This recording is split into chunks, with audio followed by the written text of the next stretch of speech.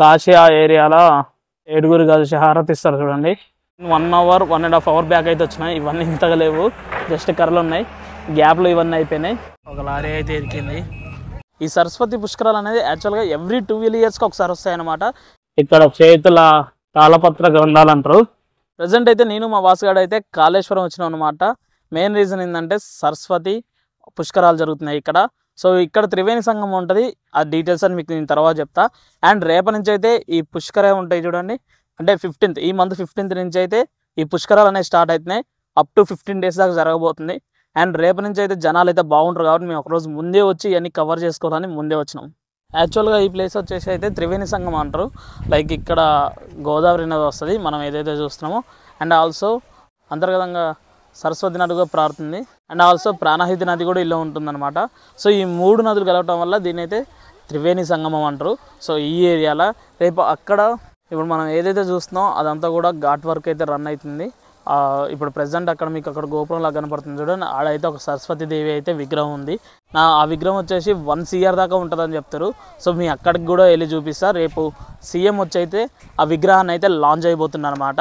అసలు నేను ఈ వీడియో చేయడానికి మెయిన్ రీజన్ ఏంటంటే అసలు ఇక్కడ ఏమేమి ఉన్నాయి, రేపైతే జనాలు బాగా ఉంటారు కాబట్టి ఒకరోజు ముందే వచ్చి మీకు అన్నీ చూపిద్దామని నేనైతే ఈ వీడియో చేసిన. సో ఇక్కడైతే టెంట్స్ ఉన్నాయి, ఒకసారి చూడండి. అక్కడ చాలా వరకు టెంట్స్ ఉన్నాయి. అండ్ ఆల్సో వచ్చే దారిలో కూడా మేము అలాంటి టెంట్స్ అయితే చాలా చూసినాం. ఈసారి అయితే ఇక్కడ టెంట్ స్టే కూడా ఏర్పాటు చేస్తారంటారు. అంటే రాత్రిపూట జనాలు బాగా వచ్చే ఛాయిస్ ఉంది. సో అరౌండ్ ఎస్టిమేషన్ అయితే 60 to 70 lakhs మెంబర్స్ అయితే రావచ్చు అంటారు. సో అందుకోసమని టెంట్ అయితే ఎక్కడికెక్కడికైతే ఏర్పాటు చేస్తారు. రాత్రి వచ్చిన వాళ్ళకి ఇబ్బంది ఉండకూడదని A to Z. And also ఫెడ్లైట్ సర్వీస్ మార్నింగ్ ఎలాగైతే మనకి స్నానాలకైతే ఎలాంటి ఇబ్బంది లేకుండా నడుస్తున్నాయో అలాగే నైట్ కూడా పర్ఫెక్ట్గా జరగాలని వీలైతే ఈ సర్వీస్ మొత్తం సెట్ చేసారు. కాళేశ్వరంలో ఇంకొక స్పెషాలిటీ ఏంటంటే ఇక్కడ ఒక్కటే ప్లేస్లో 2 శివలింగాలు ఉంటాయి అన్నమాట. ఇఫ్ పాసిబుల్ నేనైతే ఆ వీడియోని మీకు చూపించడానికి ట్రై చేస్తా. ఈ సరస్వతి పుష్కరాలు అనేది యాక్చువల్గా ఎవ్రీ 12 yearsకి ఒకసారి వస్తాయన్నమాట. ఇక్కడ అందుకోసమే సరస్వతి ఘాట్ అని నేమ్ పెట్టిరు. అండ్ ఇక్కడ అంతరంగా సరస్వతి నది పారుతుంది.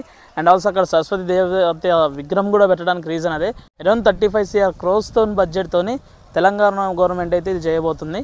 10 నిమిషాలు ఎక్కడికెక్కడికైతే టెంట్లు అయితే లేపేసి అనమాట. అండ్ ఇక్కడ ఏసీలు ఇంకా సంథింగ్ అయితే ఐటమ్స్ వస్తున్నాయి. అండ్ ఒక లారీ అయితే ఇరికింది. అలా వచ్చిన లారీ ఉష్కలు అయితే ఇరికింది. ఇప్పుడు దాన్ని కష్టపడుతారు బయటికి.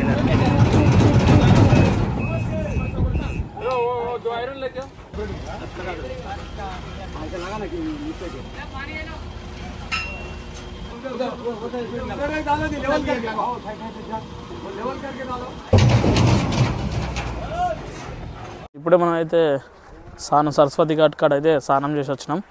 రేపటి నుంచి అయితే పుణ్యస్నానం స్టార్ట్ అవుతుంది. మనం ఈరోజు అట్లా వీడి దాకా వచ్చినాం, స్నానం కూడా చేసేసినాం. అండ్ ఇందాక మీకు లారీ చూపించిన కదా, ఈ లారీ ఇంకా బయటికి రాదు, అట్నే ఇరుకుంది. ఈసారి వేసీలు కూడా అరేంజ్ చేస్తారు. మరి ఇది వీఐపీలుగా కేవలం పీపుల్కి అది తెలియదు. ప్రజెంట్ అయితే మనకి అందరూ కూడా ఘాట్ కాడ స్టే అనమాట. చాలామంది ఇక్కడికి వస్తారు కదా, మంచి ఎండాకాలం కాబట్టి ఎండలకు ఇబ్బంది లేకుండా ఇలా ఏర్పాటు చేసారు. ఫెడ్లైట్స్ అయితే అరేంజ్ చేసారు. ఈ లైట్స్ అనేవి కూడా ఎందుకంటే ఇప్పుడు చీకట్లో కూడా పుణ్యస్నానాలు చేయడానికి చాలామంది వస్తారు, వాళ్ళందరి కోసం అయితే ఏర్పాటు చేసారు. ఇవి ఇంకొన్ని ఉంటే బాగుండు అనిపిస్తుంది ఎక్కడ పడితే అక్కడ. ఎందుకంటే నైట్ కూడా ఉదయంలా ప్రకాశించిపోతుంది. కూడా ఘాట్లో స్నానం చేసిన తర్వాత వచ్చి స్నానం చేయడానికి, లేదంటే కొంతమంది వెళ్ళలేరు చూడండి, వాళ్ళ కోసం అయితే ఇక్కడ ట్యాప్స్ అయితే అరేంజ్ చేస్తారు. మేబీ అది డ్రెస్ చేంజింగ్ రూమ్. ఇక్కడ డ్రెస్ చేంజింగ్ రూమ్ కూడా అరేంజ్ చేస్తారు. ఎవరెవరికైతే సరస్వతి ఘాట్ కాడ ఉన్న ప్రతిదీ నైట్ వ్యూ కావాలో కామెంట్ సెక్షన్లో నైట్ వ్యూ అని కామెంట్ చేయండి. ఇప్పుడు మనం ఉన్న ఘాట్ సరస్వతి దేవి ఘాట్ కాబట్టి ఇక్కడ చేతుల తాళపత్ర గ్రంథాలు అంటారు. ఇది ఇంకా అవే అనుకుంటా, తాళపత్ర గ్రంథాలు ప్లస్ మధ్యలో దీపం ఆ టైప్లో పెట్టారు అనమాట. గ్రంథాలుగా చూస్తుంటాం కాశీ ఆ ఏరియాలో ఇట్లా 7 కలిసి హారతి ఇస్తారు చూడండి. సేమ్ అదే టైప్లో ఇక్కడైతే ప్లాన్ చేయబోతారు. 1, 2, 3, 4, 5, 7 ఉన్నాయి మొత్తం. అండ్ సెంటర్లో ఉంది సరస్వతి దేవి విగ్రహం అనమాట. అరౌండ్ 1 year దాకా అయిందని నేను ఎక్కడ న్యూస్లలో చూసిన. మేబీ అంతైంది కూడా మనకు తెలియదు. సో ఇవన్నీ కూడా నైట్ రెడీ అయిపోతాయి.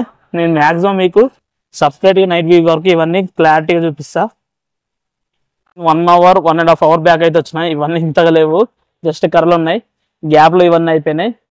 ఇంకా నైట్కి అయితే పూర్తిగా అయిపోద్ది. సో తెలంగాణ గవర్నమెంట్ ఇక్కడ పుష్కరాల కాడ ఇంకోటి కూడా కండక్ట్ చేసింది. అంటే ఇలా పిల్లగాళ్ళకు ఉంటుంది చూడండి, ఆడుకోవడానికి చాలా బాగుంది. అంటే ఐ మీన్ వచ్చిన పిల్లగాళ్ళకి మంచి టైం పాస్ లాగా కూడా ఉంటుంది. జస్ట్ ఫర్ పుష్కరాలు వచ్చింది కాకుండా వాళ్ళకి ఒక మెమరీస్ మిగిలి ఉంటాయి. అండ్ అవతలైతే నాకు తెలిసి అవన్నీ కూడా మన హైదరాబాద్లో పెడతారు చూడండి, లైక్ అంటే టెన్స్లలో క్యాంటీన్స్ కానీ మేబీ ఇంకేమైనా స్టాల్స్ అయ్యి ఉంటాయి. సో దానికైతే భారీగా ఇచ్చేసారు.